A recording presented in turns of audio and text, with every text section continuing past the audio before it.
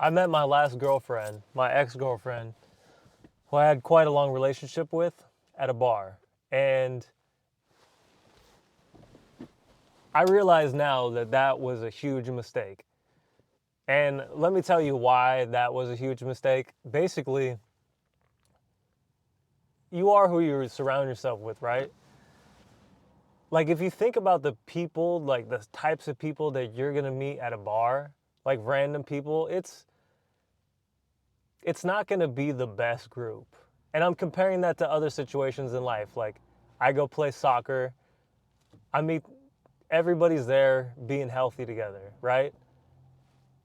If I go to when I went to school, everybody's there to learn something, right? Like everybody's there in these situations to better themselves.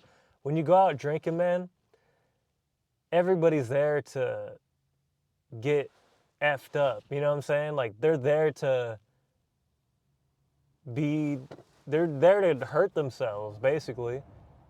Alcohol is not going to better yourself whatsoever. It just won't.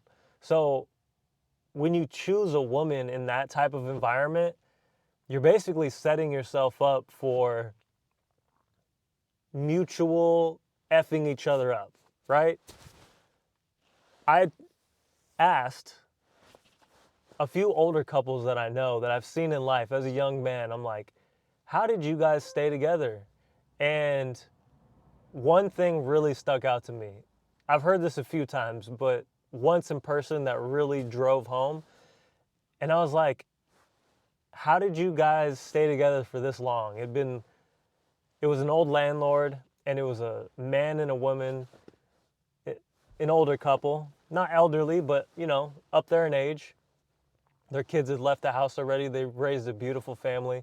And what the guy told me was he met his wife doing an activity that not only he loved, but she loved to do. And they met in that group. So, like, think about it. They're showing up to this thing that they would have loved to have done no matter what, right? And they found themselves there together.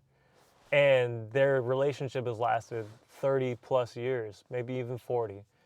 And it's crazy to think, like, in my last relationship, I met my girlfriend. I didn't even drink at the time. I was doing a show with my friends. I freaking ran an obstacle course. I ran like 10 miles. I went to do a show with my friends, some music.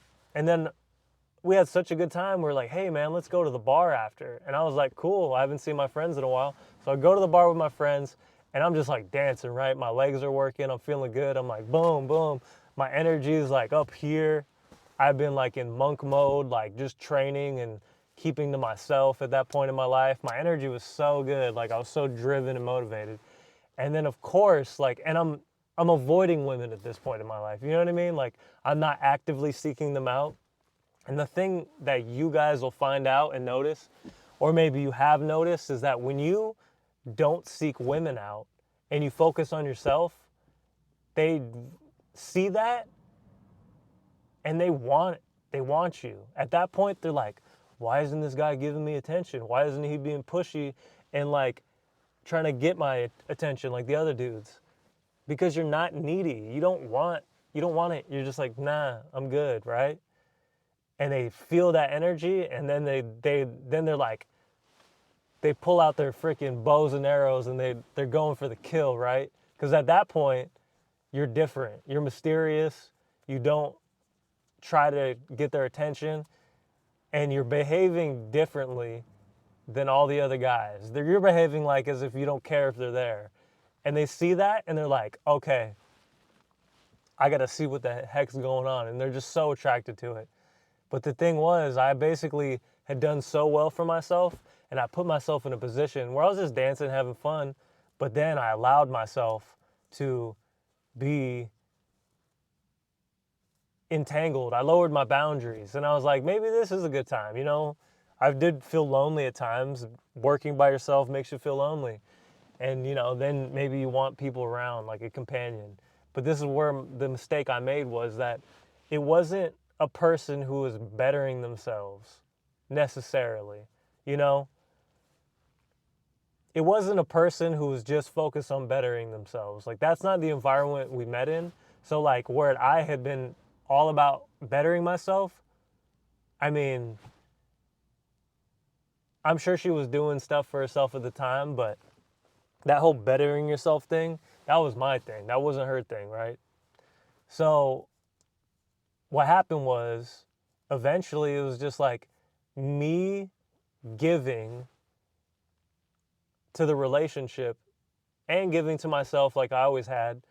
But, and she was very giving, you know, she was. She was giving.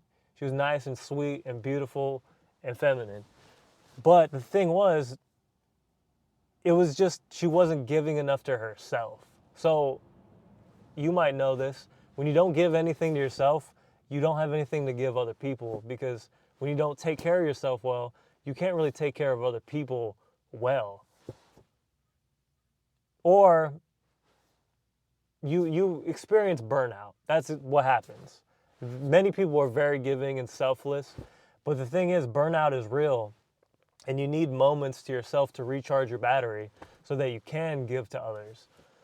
Because if you treat yourself like garbage, eventually you're going to resent the people that you're helping, because you don't feel good and you're making them feel good.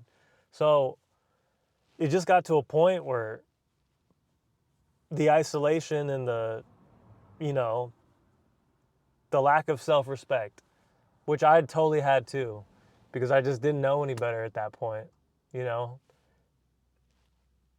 you want to do stuff for people, but the thing is, you can only be there to support people. You can't you can't give somebody your energy. I mean, you can give it to them, but they have to create it from within themselves. Like, each person, like, you might love your family and love your friends and love your girlfriend, but you can't like change their behavior.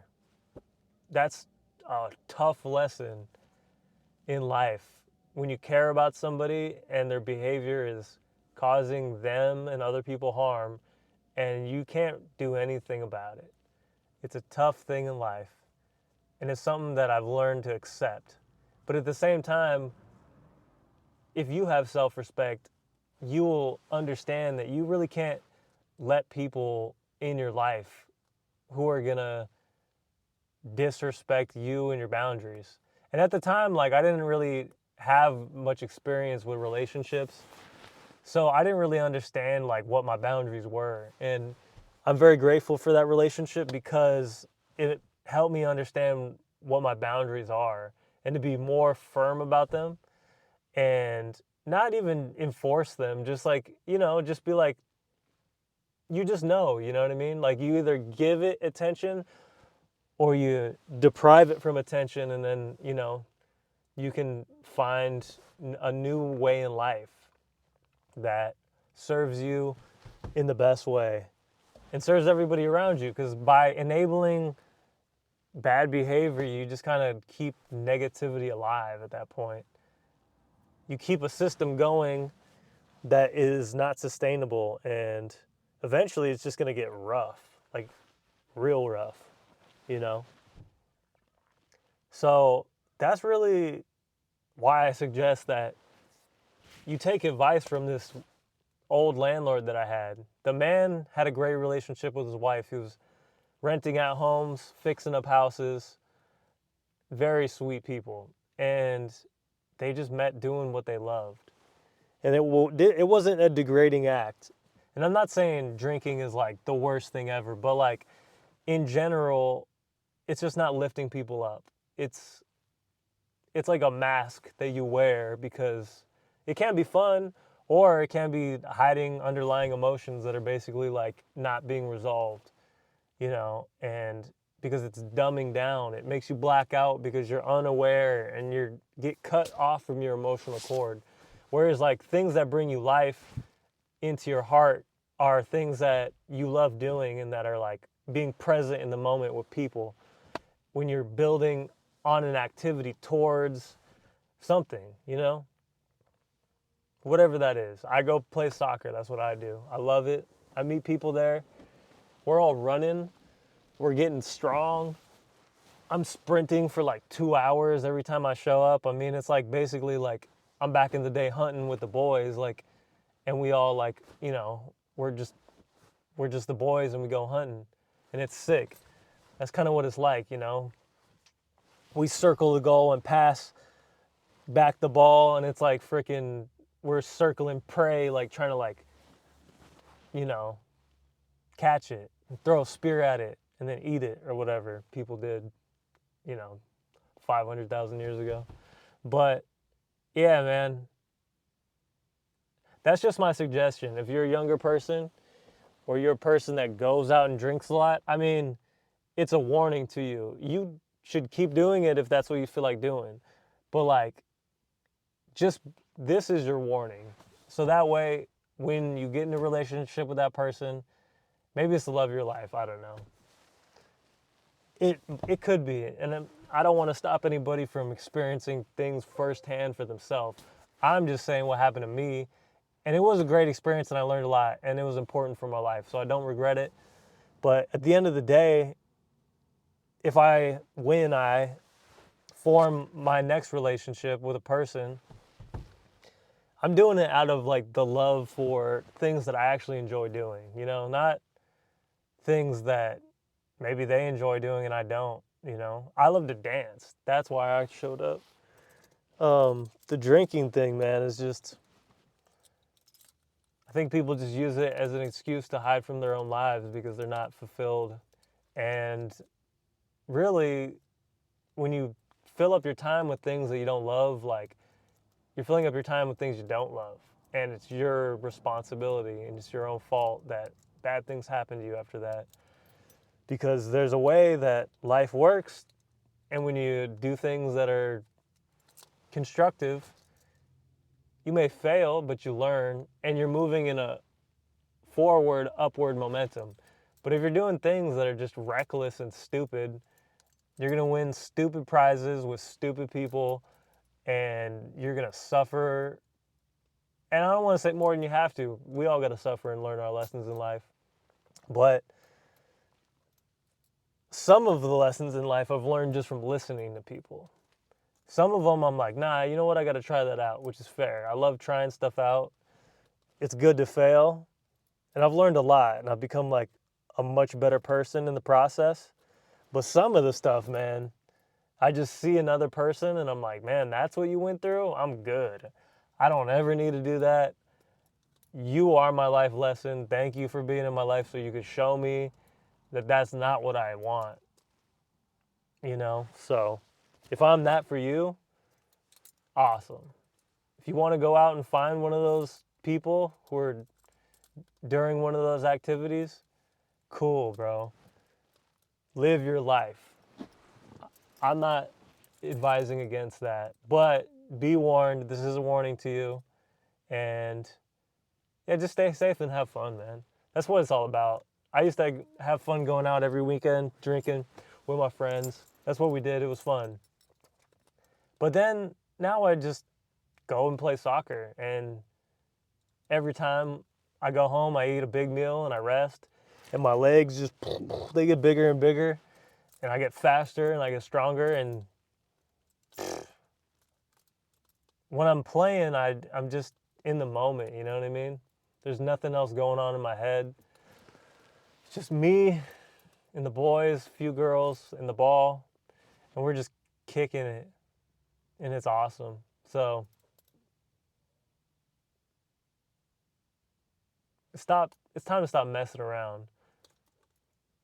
Do the activities that bring joy and happiness into your life. And, you know, build relationships with the people who also enjoy doing those activities. And you're going to do good. All right. Peace.